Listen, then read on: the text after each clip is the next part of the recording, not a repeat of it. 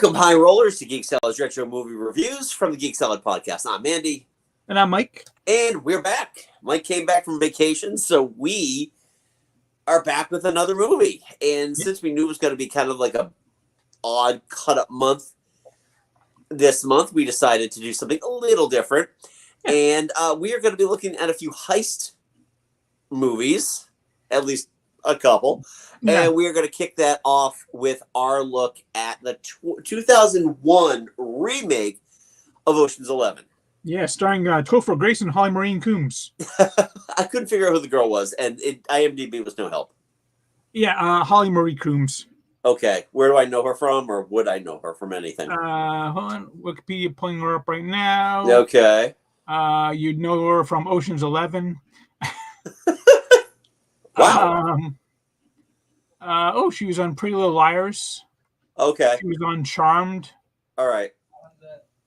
But what was her pre-2001 stuff? Like, I knew Topher Grace was, and I knew Joshua Jackson was at that point. But well, I mean, Charmed was like 1998 to 2006. Charmed was in 98?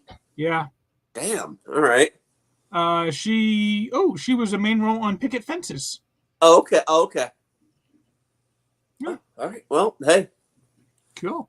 You learn a little bit of everything. But yeah, no, this is Steven Soderbergh at the height of his career powers, having just won the Best Director Oscar for Traffic, not within that same year. He's also the first director. He's also the first director since Michael Curtiz to be nominated for 2 Best Director Oscars in the same year. And this was also the year after Julia Roberts won for Erin Brockovich, I believe. Yes, directed by Steven Soderbergh. I mean, all ties in. Plus, the star power in this movie alone is off the charts. Imagine if this movie bombed. That's all I'm going to say. I would almost be amazed, because how could you get that many good things wrong? Right. Exactly. And this is a movie that does everything right, in my opinion. Yeah. I feel like, so first of all, in terms of this being a remake, this is a vastly superior film to the original. I don't think anyone's going to argue that. Anyone who's seen the original, and I did suffer through it.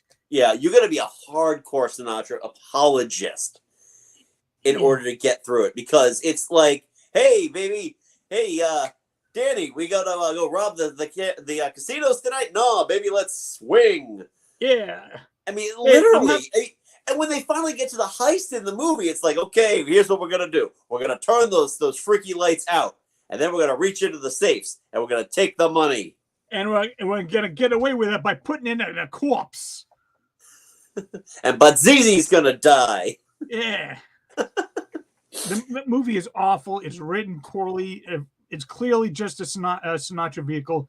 It's really not good at all. It's to the 60s filmmaking what Adam Sandler's movies became in like the 2010s. An excuse for him to go on vacation with all his buddies. Yeah. In this case, we're going to go to Vegas, baby. And we're going to drink. And we're going to womanize. And we're going to smoke. And we're going to play all the hot clubs. And we're going to shoot a movie around it all. Because they didn't already do that anyway. Right, exactly. Exactly. It was just like, it was just following along with a camera. Yeah. Okay, Frank, what are you doing today? Oh, you're being misogynist and getting back rubs. Gotcha. Yeah. Yep. Mm-hmm. But this movie, on the other hand, it just took the title and the setting and very little else for its positive. Well, the beauty of this movie versus the original also is that they gave the other 10 guys character. Yeah. Every single one of them has a reason for why they are there. Everybody has their own speciality. They each have their own moment to shine as well. Exactly. What's cool about this movie, too, is especially in the where Clooney is at this point. This is a couple years before his Oscar. But he was doing these movies where, like, I don't know, did you ever see Out of Sight? No. Also directed by Steven Soderbergh. And it's based on is Elroy Leonard? Yeah, so it's based on Elmore Leonard's book. Oh. And it's very similar to this. A lot of casinos, lots of suits, lots of just. There's a line that Jennifer Lopez has in one of the few movies I actually like her in, where she's like, "You really wear that suit." Instead of the suit wearing the man wears the suit. And that's what this movie is. This movie is, you're introduced to Danny Ocean getting out on parole. And how does he leave prison? In a tux. Yeah. The thing I like about George Clooney, especially in this movie, but in pretty much everything he does, is that he is a movie star very naturally. And yes. he doesn't put on airs. Like, he's the main character in this movie, but he never feels like he's trying to make the camera all on him. Right. He is more than happy to share the love. Exactly. And what's the beauty of him too is that, like, his vocal range when he's showing anger or anything like that, it's not a shout. Everything are in these small little steps. Never breaks eye contact either, which is great. And this is one of his better. I love George Clooney, but this might be one of his better roles. And he is effortlessly cool in this movie. And that goes, honestly, that goes to Brad Pitt as well. I think this is one of the first movies I really was like, man, Brad Pitt's really good. And like, this movie really hinges on a relationship between Danny and Rusty. And they've got the back and forth dialogue just down pat. Yeah. Is amazing. Their chemistry together. The chemistry that Matt Damon has. Yeah. With Clooney in this movie is also really good too.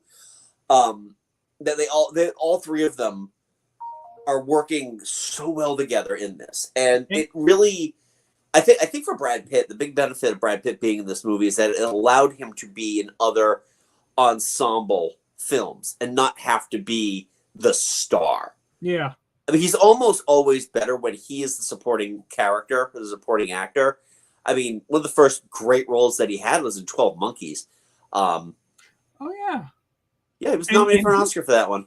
Yeah, and he's not the main character in that one. No, he's not. I mean, he's kind of the main character in Seven, which I do not watch. Yeah. But he really kind of plays off of Morgan Freeman in that one. Well, yeah, that's the thing, is that two faces on the poster. Yeah. But yeah, this is really where he comes into his era where he's going to be a tailor-made fit for the Tarantino he does later on, when he does Inglourious Basterds and when he does Once Upon a Time in Hollywood. Right. Damon is just, again, another guy at the height of his powers. Well, actually, this was kind of before, because when was Bourne, The Bourne Identity? Bourne was 2003, I think. It was. So he went from this to Bourne. Yeah. So I mean, he was a name because he'd done Good Will Hunting and all that, but he was only just kind of like the start of his career. Yeah. This one is not a bad way to really kind of kick everything off. Considering he's also kind of the baby of the group too. Yeah. Which is really nice. But I mean, you've got a stellar supporting cast. You've got Elliot Gould, who is the money. Bernie Mac, God rest his soul. Bernie Mac is so good in this movie. For he's only got like 3 or 4 scenes. Yeah, but he makes the most out of each and every one of them. Oh my God, that whole thing. When the car Matt Damon's pulling him in. Oh yeah.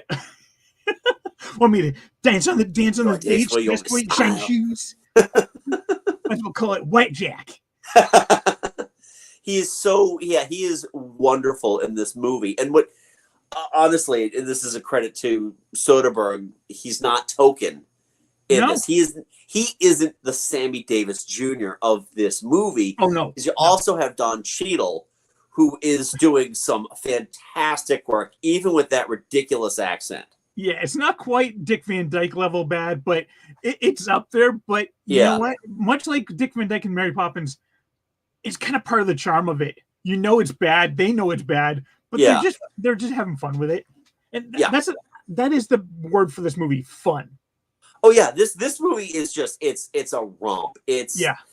It keeps you guessing. It's so well written that everything keeps you guessing. And while you know, you have to take that you really have to take that grain of salt that, you know, well, how do they know this is going to happen and this is going to happen? It's just like the bus.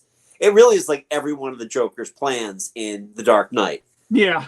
You know, it's a perfect confluence Yeah. of things that have to happen. But yeah, Don Cheadle is so fantastic in this. Carl Reiner. Carl Reiner. Oh my God, what a treasure. Yeah. And the fact that like they're kind of conning us, the audience, with that whole, like, you know, because is he actually having a heart attack? No, that's part of the act. Because they have to distract from Matt Damon. Yep. Exactly. But the fact that they put in the clues so you're not sure what's happening then, and it, brilliant. Yeah. What's interesting too is that Eddie Jameson, who played Livingston, he's like, this guy shows up in like a whole bunch of stuff, and he's never the most memorable person in there. But again, the scenes that they give him are well done. He's the tech guy, but he's also really nervous. Yeah. And the whole tension of him when he's leaving, and that guard finds his like TV and all his. Oh yeah. And then you've got Casey Affleck and Scott Conn playing the Malloy brothers. What's interesting about them is their entire role is to be the really just the everyman. Yeah, like because they're in that casino as multiple people throughout. Kind of like that advice that Rusty gives to Linus is that, you know, be memorable, but make them forget about you the moment you leave. That is them throughout the entire movie. Exactly. But they do play brothers really well because they're badgering of each other. Yeah. And the whole part in the van where Linus is like, "Don't leave me with them." Apparently, do you know who were originally going to be cast in that role, in those roles? Who? Luke and Owen Wilson. Oh Jesus! I don't know if it would have worked as well. I could see it, but I don't think they have the level of like aggression. Not only that, I don't think that they don't have everyman looks the way that like a Scott Conn and a Casey Affleck do. You're right. Casey Affleck and Scott Conn look like regular dudes. Yeah. Yeah, it's just everything, every piece of that cast works so well. Julia Roberts isn't overused in this movie. I'm not the biggest Julia Roberts fan, but I felt like her role in it is fine. I actually, if anything, I thought she was maybe a little bit underused, especially considering she was just coming off an Oscar win. Right. But the thing is, and this is what I liked about it, the movie neither was the movie about her, nor was it really going to be about Frank sticking it to Terry. That was a nice little side benefit, but it wasn't the whole reason why he was knocking over the 3 casinos. Danny sticking it to Terry. Yeah, that's what I meant. Oh yeah.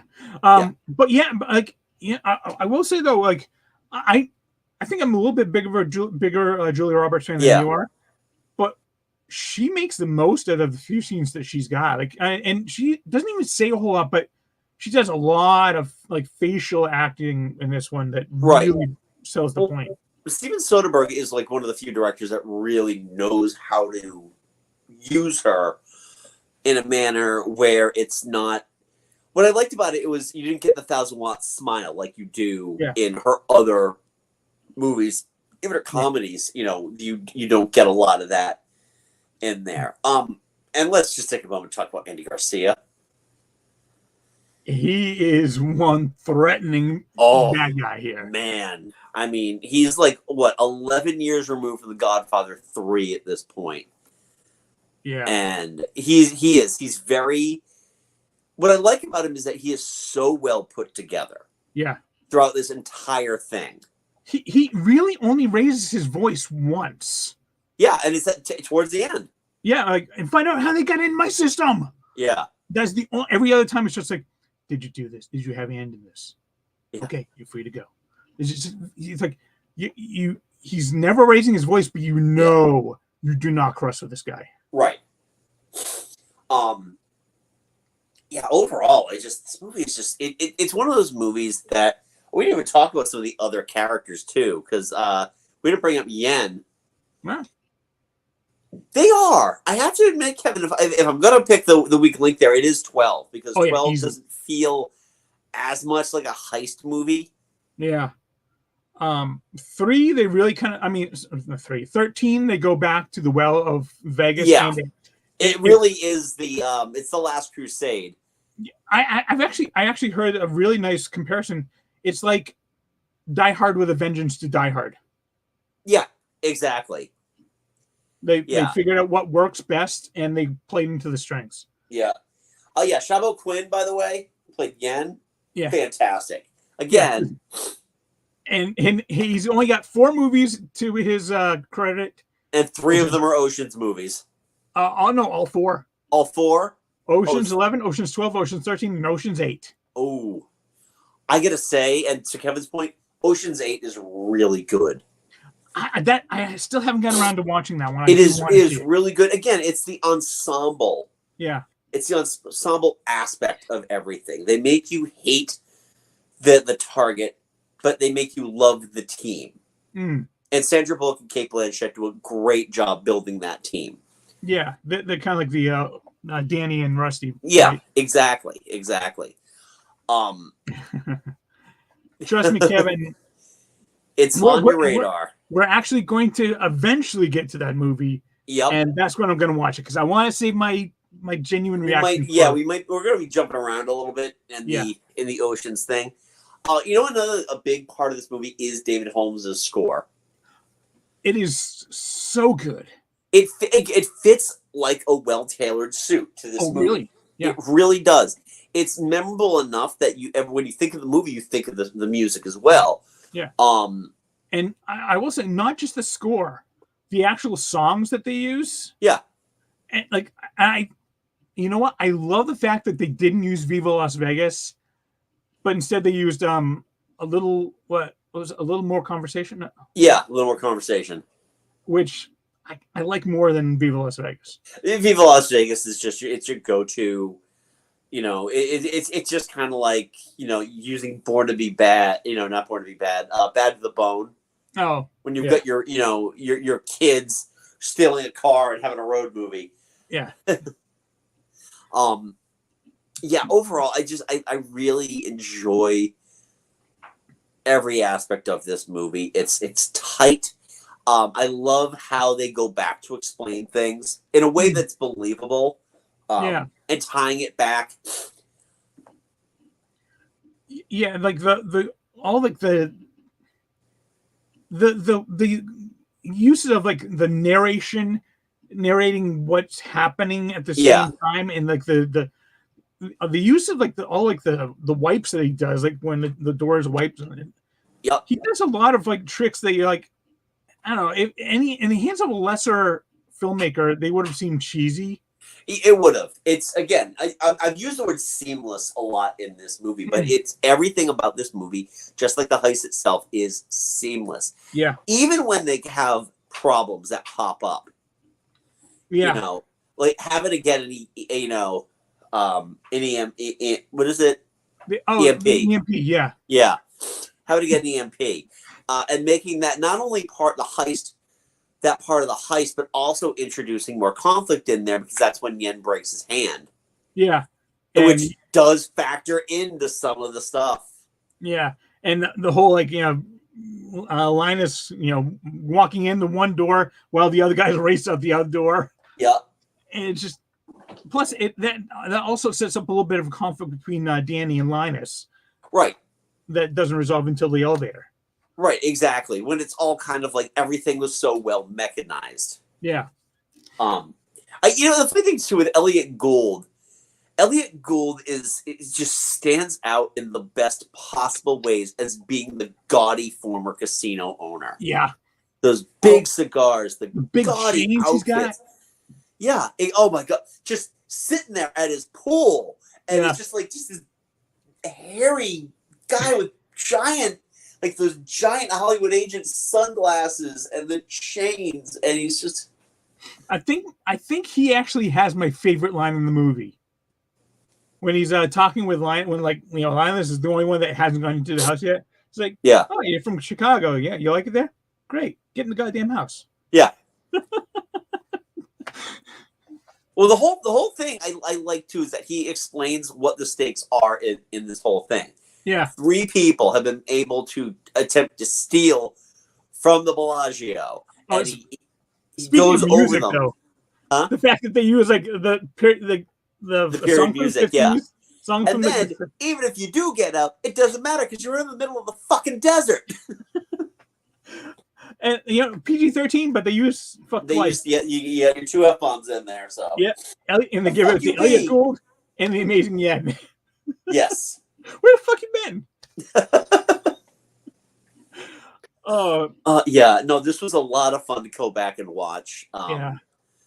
Yeah, and I do recommend. I gotta go back and watch 8 again. It's that one I don't have. I'm looking it up. I'm looking to see where if it is streaming somewhere, because like this one you ended up picking up. Yes. I bought this one on Amazon, and that fed into my Vudu, which is now Fandango account. Yep. And where is it? Roku channel. It's on Roku channel, which means it's probably on a couple of the free streamers. Oh, nice. I do have Roku. I do too. Yeah. So check that out. Yeah, I actually got rid of my cable box because like I never use it, and Roku handles everything I got. Yeah.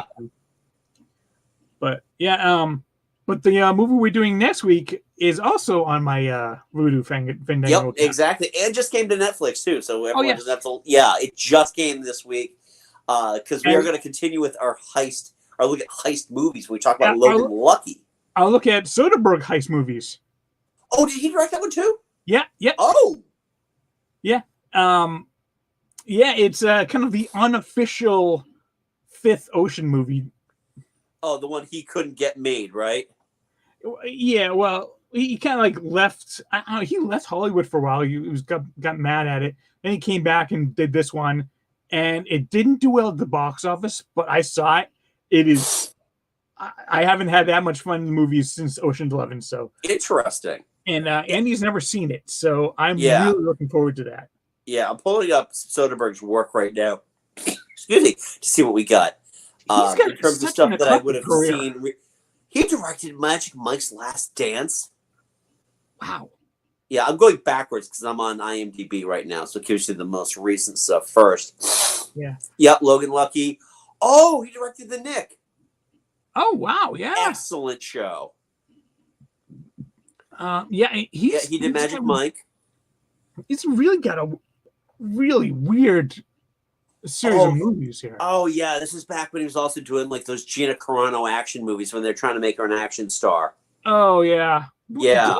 Didn't he do a movie where like he filmed the entire thing on his iPhone? That might have actually been Haywire. Oh, okay. Yep. He did that kind of terrible remake of Solaris, though. Yep. And then you got the big stuff. Traffic, Aaron Brockovich, The Limey, Out of Sight. Yeah. Oh, I forgot he directed Kafka. I just had a conversation with somebody about Kafka the other day. And Sex, Lies, and Videotape. Yeah, that's how he kicked off his career. That's not a bad way. No, exactly. And it's just, it's great that he's this versatile to bring us this genre of, because I don't think this really, I don't know, would you say that this brought back heist movies as a viable genre, or would you say that like part of it was like it fed into the action heist that we would get in things like the later Fast and Furious movies or the Italian Job, like those kinds of things? Yeah, I mean, yes, but on the same kind of same hand, this is not an action heist. This is just a straight heist, which right. No, I that's love what I'm about saying it. though, is that this didn't really. I don't think this really kicked off like a series of just heist films. Yeah, no. I mean, the closest thing I can say that's similar to this might be God, what were those movies with Jesse Eisenberg? Oh, Catch Me If You Can't. No, not Catch Me No, If You not Catch Can. Me If You Can. You know what I'm talking about? The card, the ones with the Yeah, like the Harvard. magicians. What's that? Magicians, right? They play like. Yeah, I gotta look it up now. Yeah, I'm. Yeah, I'm on a Wikipedia thing for 2000s heist movies, most of which I have never heard of before. I think there are a lot of like foreign movies in here. Right. Nothing against foreign movies. I don't know them.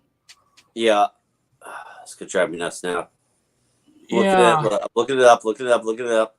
I know. Oh, now you see me. Yes, Now You See Me, and apparently Now You See Me Too, which apparently was awful. But Right, exactly. And every time they show like, okay, this is based on a true story.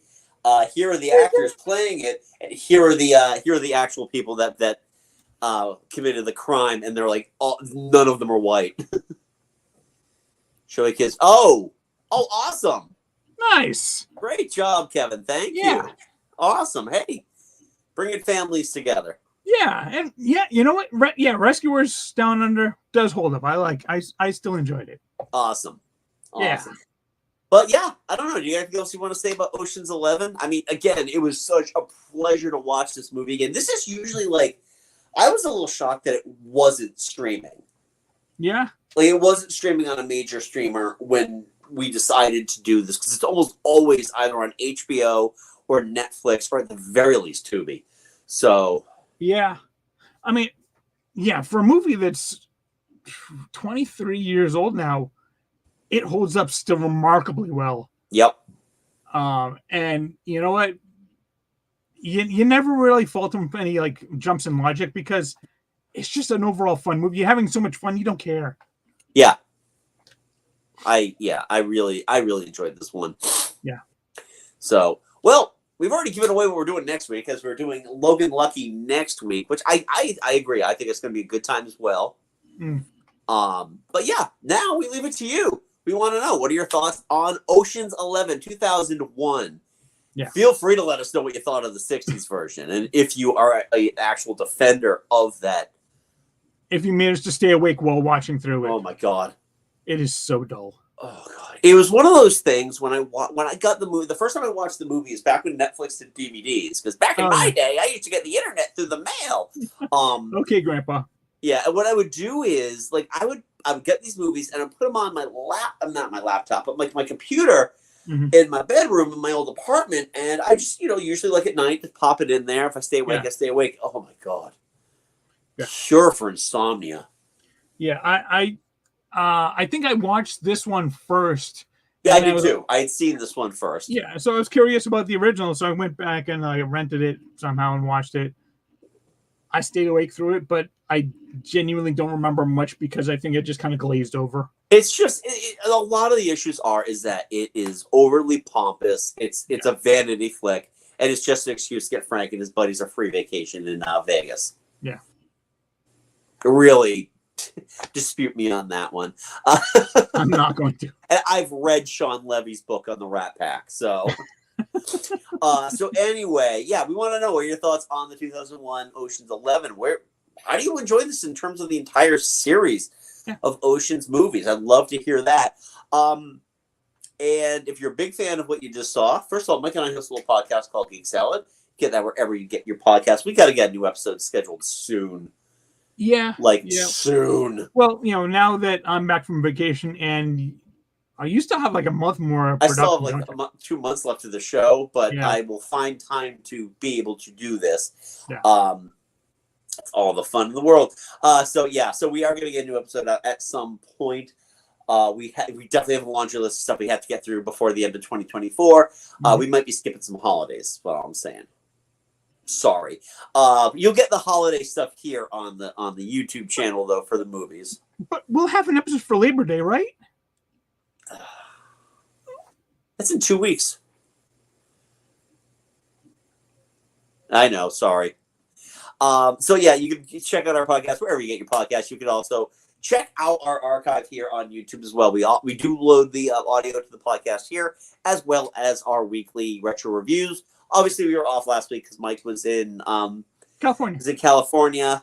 So you can check out our recent look back at some Star Trek movies, and check out this one and come back next week when you see that. You can also follow us on Facebook at Geek Salad Podcast and on Twitter on Threads and on Blue Sky at Geek Salad Radio. Yes. Guess which one I still use? It's the one I'm dead naming. So anyway, until next time, I'm Andy. I'm Mike. Go forth, be nerdful, and don't count those chips until you cash them in. We'll talk to you later.